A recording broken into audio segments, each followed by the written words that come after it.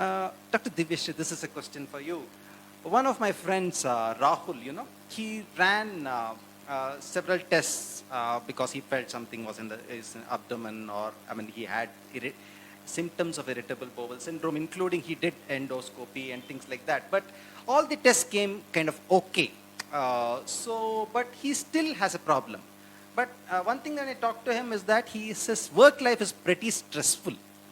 So, is there a relation between mental health and irritable bowel syndrome? Yeah, absolutely. Okay. So the relationship between the brain and the gut, that is the intestine, is actually very complex and very interesting. We say that the gut has a second brain, which means that the same kind of a neuronal structure, the same kind of nerves, the same kind of neurotransmitters that are there in the brain are also there in the gut, right? So obviously, if there is something wrong with this, neurotransmitters or this nervous system in the brain, it is bound to reflect in the abdomen. Okay.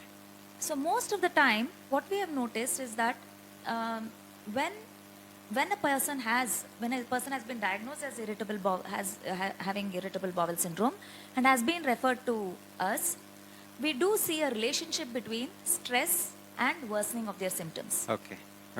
So, for example, if there is an exam that they need to go to, or if there is a marriage that is coming up, or a divorce, it usually the symptoms, their abdominal symptoms worsen. So that is where the overlap between mental health and the GI system comes in. Okay, all right. So, if to ask more about it, some of the gastritis problems like acidity, and it could that be a result of anxiety, increased anxiety and stress? Is that the reason why sometimes when we see something very horrible, they describe it as gut wrenching? Yeah.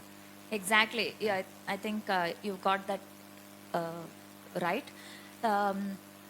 Sometimes, a lot of patients go to the gastroenterologist saying they have this, queasy feeling in their tummy, or, Okay. they feel butterflies in their stomach, Ha, ha. right? They go to the gastroenterologist, the specialist runs a battery of tests, everything seems to be normal, including, biopsies and things like that. And then they're referred to a psychiatrist. When we take a detailed history, it looks like they seem to suffer from what we call panic disorder. Okay.